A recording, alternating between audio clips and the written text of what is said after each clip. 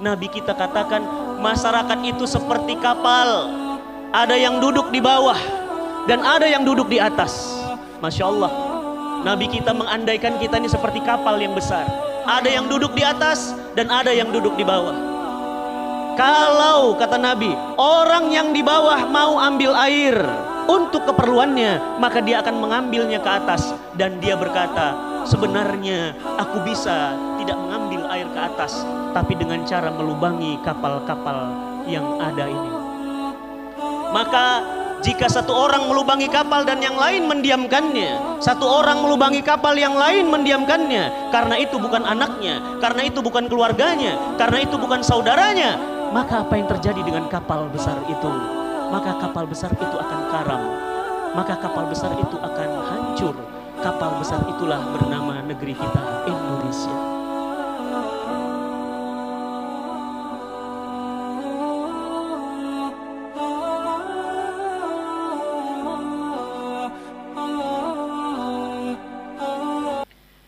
Alhamdulillah, alhamdulillahi rabbil alamin, wassalatu wassalamu ala asrafil anbiya wal mursalin wal imamil muttaqin wa ala alihi wa sahbihi wa man da'a bi da'watil islam wal tazama bi tariqatihi wa tarassama khutah wa ja'ala al-aqidatan islamiyatan asasan li fikratihi wal ahkama syar'iyyatan miqyasan li a'malihi wa masdaran li ahkamihi.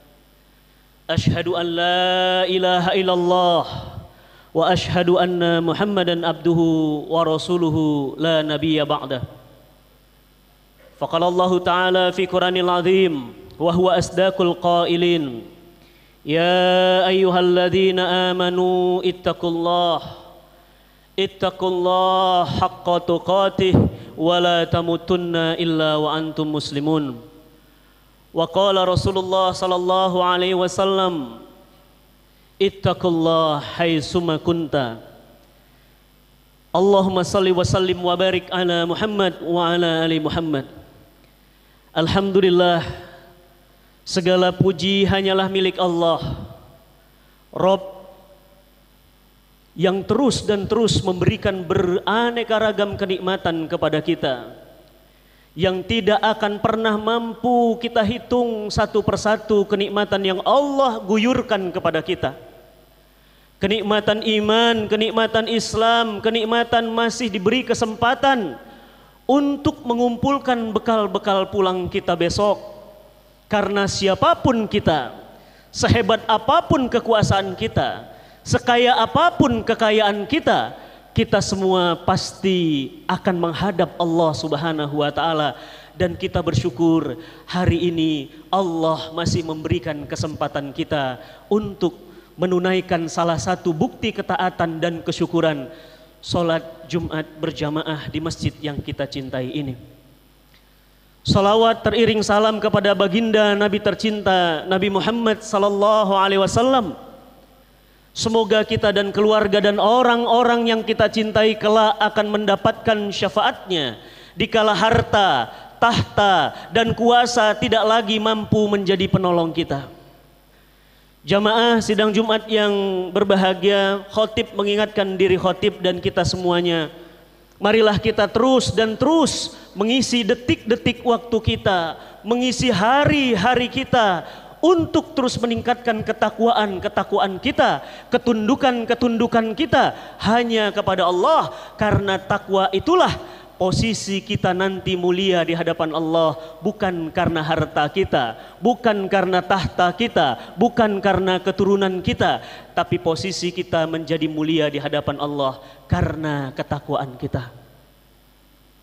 Maka wajar ketika Islam diturunkan, ketika kemudian Nabi SAW menyampaikan Islam, 13 tahun Nabi kita tercinta tidak beranjak kepada perintah-perintah, kepada hukum-hukum syariah, sebelum kemudian Nabi selama 13 tahun lamanya di kota Mekah menanamkan fondasi iman yang kokoh kepada umat Islam, generasi terbaik di generasi awal.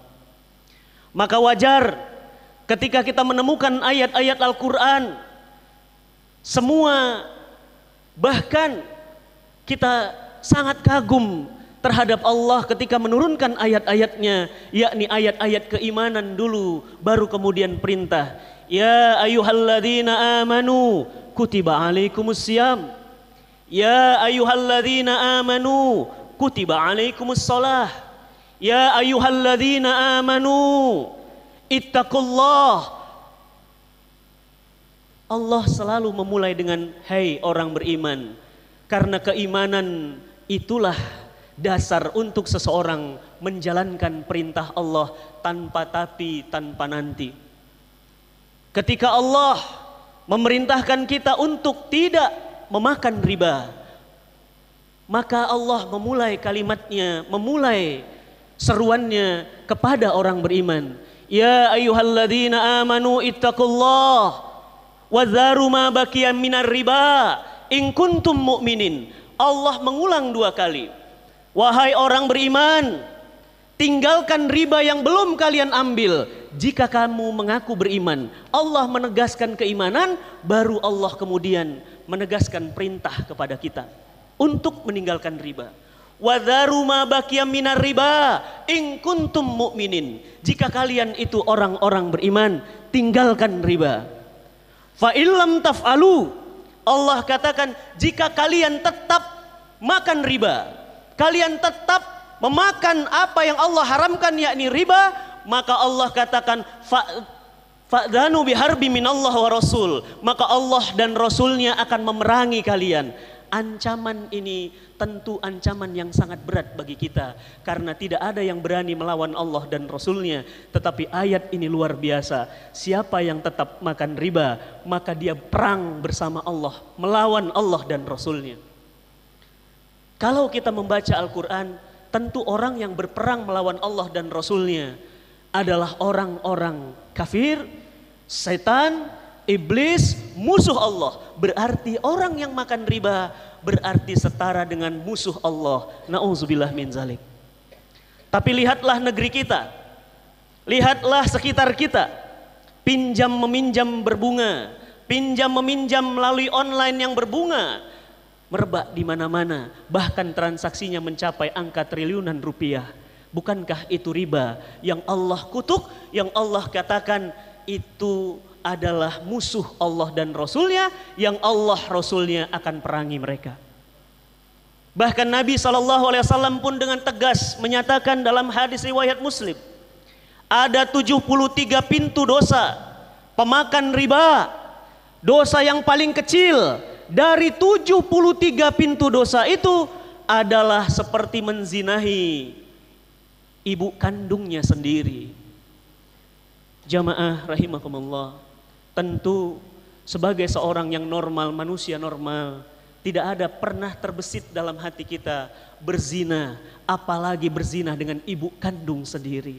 Sungguh ini sangat amat menjijikkan, betapa menjijikkannya pelaku riba. Tapi lihatlah negeri ini, uang didepositokan dengan janji 3 bulan persentase bunganya lebih besar, sehingga kemudian terjadilah kemandekan ekonomi, terjadilah korupsi di mana-mana, terjadilah ketimpangan ekonomi, yang kaya makin kaya, yang miskin makin miskin, sehingga uang yang beredar tidak sama dengan uang yang diterima oleh masyarakat, sehingga terjadilah kekacauan di masyarakat. Allah sudah larang, tetapi kita tetap pertahankan. Allah Subhanahu wa ta'ala juga perintahkan kita untuk saum, untuk sholat, tetapi lihatlah berapa banyak saudara-saudara kita, bahkan mungkin keluarga kita sendiri yang hari ini masih mengabaikan, melalaikan sholatnya, padahal sholat itu adalah amal yang pertama kali nanti dihisab oleh Allah Subhanahu wa ta'ala. Maka wajar Allah Subhanahu wa ta'ala di Quran surat An-Nisa, Allah Subhanahu wa ta'ala menegaskan, fala wa rabbika la yu'minuna hatta yuhakimuka fima shajara bainahum summa la yajidu fi anfusihim harajan mimma qadaita wa yusallimu taslima. Allah menegaskan, demi Tuhanmu, demi Rabbmu, Allah bersumpah, kalian tidak dikatakan beriman sebelum kalian menjadikan apa-apa yang Muhammad bawa, yakni Al-Quran dan Sunnah, menjadi hukum di antara kalian. Dan kalian tidak ada rasa berat hati, kalian tidak berselisih faham, kalian patuh dan tunduk kepada syariah itu, karena syariah itu pasti menjamin kebaikan untuk kalian. Tidakkah cukup beraneka ragam rentetan bencana dunia hari ini mengingatkan kita? Tidakkah cukup merebaknya virus HIV/AIDS yang sampai hari ini belum ada obatnya, belum selesai. Hari ini dunia dicemaskan dengan adanya virus corona yang bahkan sudah masuk ke berbagai negara dan bisa jadi juga akan masuk ke negeri kita, dan na'udzubillah min zalik, mungkin akan menimpa kita.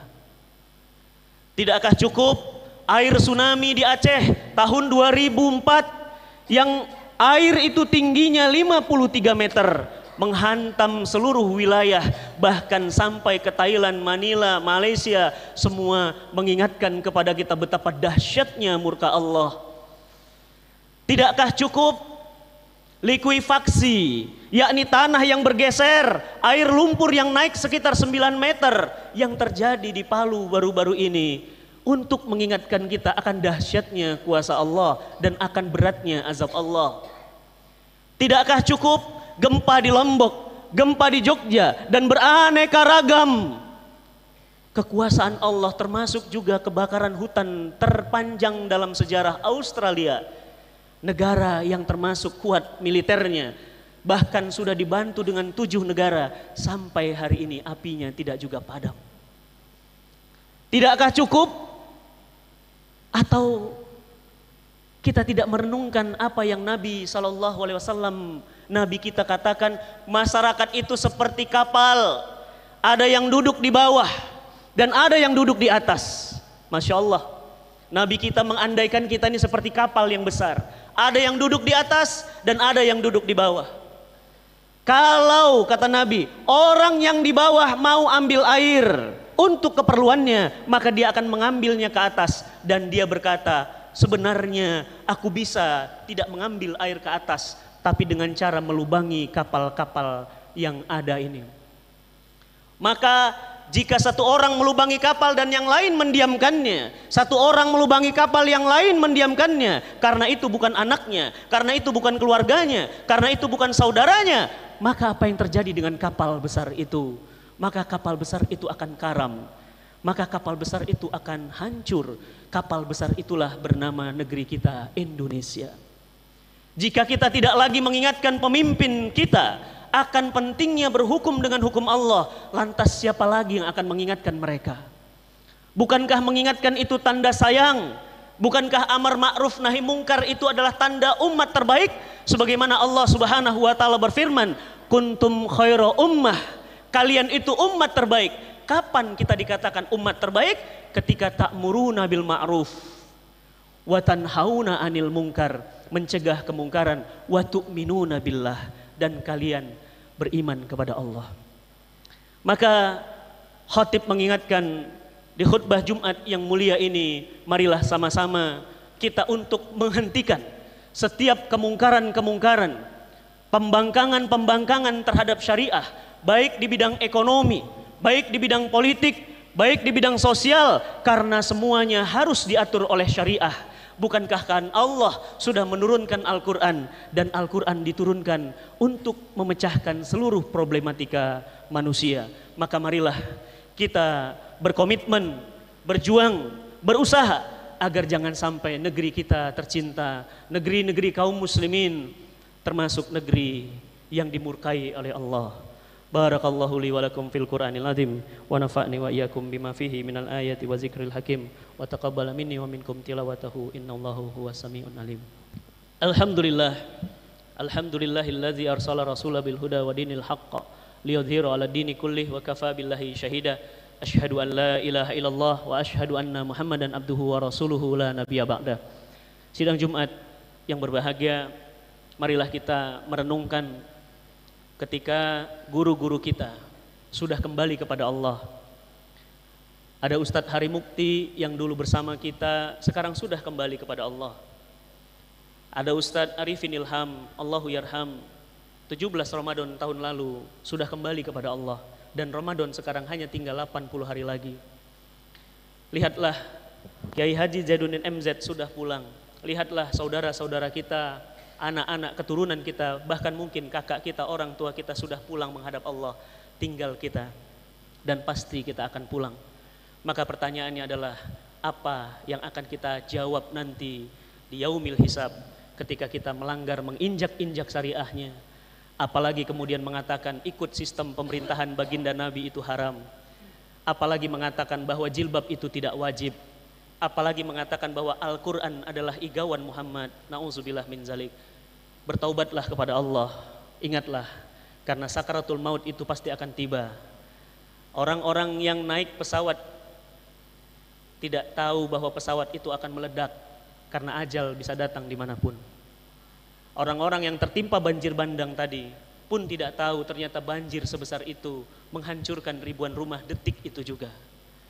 Begitupun kita yang duduk hari ini, bisa jadi sholat Jumat hari ini adalah sholat Jumat kita untuk terakhir kali.